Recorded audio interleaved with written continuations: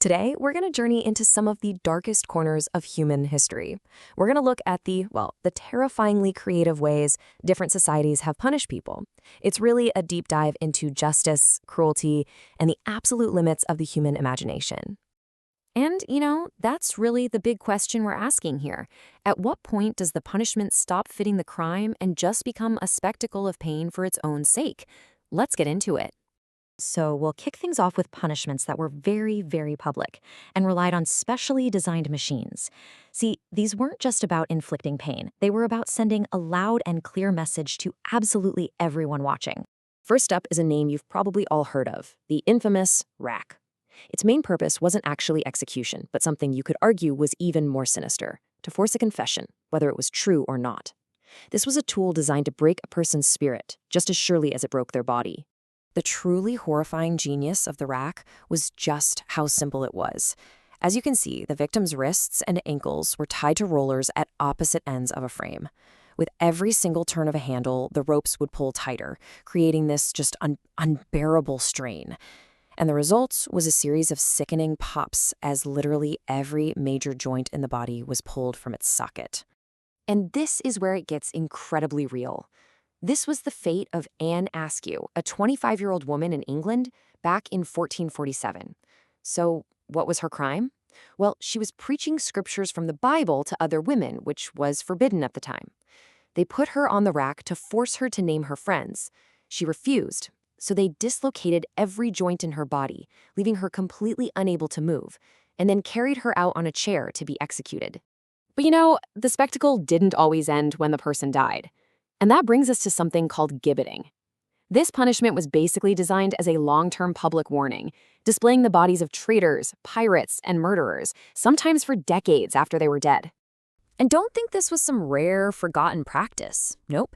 In England, the Murder Act of 1752 actually made it official policy. It mandated that all convicted murderers had to be either publicly dissected or gibbeted. We know for a fact at least 134 people met this exact fate. But here's the kicker. Gibbeting wasn't always done after death. In some cases, victims were put into these tight-fitting steel cages alive and then hoisted 30 feet into the air to die of thirst and exposure. And the horror didn't stop there. Their bodies were just left to rot, sometimes for as long as 20 years, a constant stinking reminder hanging right over the community. Okay. So we've seen how humans built these terrible machines to inflict pain. But what happens when they decide to turn the natural world itself into the executioner? And this brings us to a punishment from the ancient Persian Empire known as scaphism, or the boats. And folks, this is truly the stuff of nightmares. It was a method designed to be as slow, as foul, and as agonizing as humanly possible. Just look at this timeline. It shows you just how methodical and cruel this was. A victim was tied inside a boat and literally force-fed milk and honey until they developed horrible diarrhea. Their body was then coated in that same mixture, and they were just set adrift on a stagnant lake. The filth and the sweetness would attract swarms of insects to bite, sting, and lay eggs in their flesh. And get this, they were fed every day just to prolong the agony. One man is actually documented to have survived this for 17 days.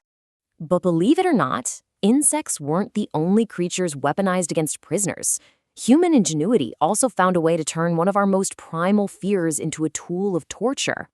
So there were two methods that really perfected this horror.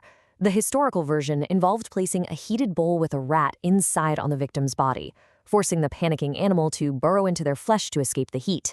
But a more modern method, one used as recently as the 1980s in Chile, was somehow even more invasive. It forced a rat to burrow its way through a victim's internal organs from the inside out.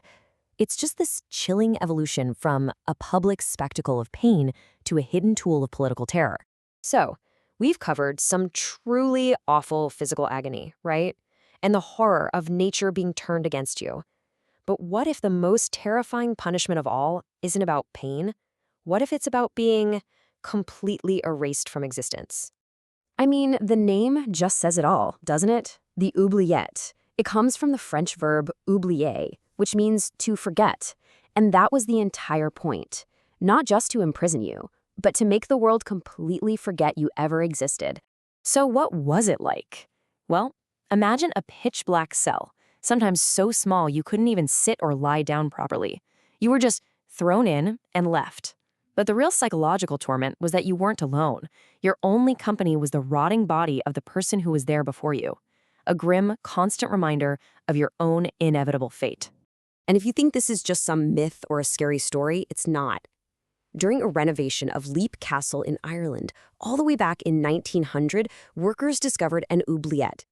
And what they found inside was just shocking. It was filled with so many human skeletons that it took multiple cartloads to clear them all out. People were literally thrown in and just forgotten. This was a punishment that attacked not just your body, but your very memory. And then there was one last, final layer of cruelty. Some of these cells were placed right at ground level, so they were within earshot of the outside world. This meant that prisoners, starving in the total darkness, could hear the sounds of normal life. Voices, laughter, just people going on with their day, a world they knew for a fact they would never, ever rejoin. So, after going through all of these examples, from the mechanical to the natural to the purely psychological, you start to see a pattern, right? An evolution.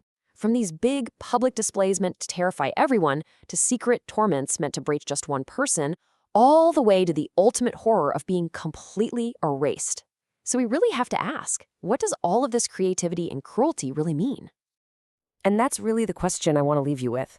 When we invent such elaborate, twisted ways to cause pain, are we just responding to terrible crimes? Or does the punishment itself reveal something much, much darker about the society that not only allows it, but often gathers to watch?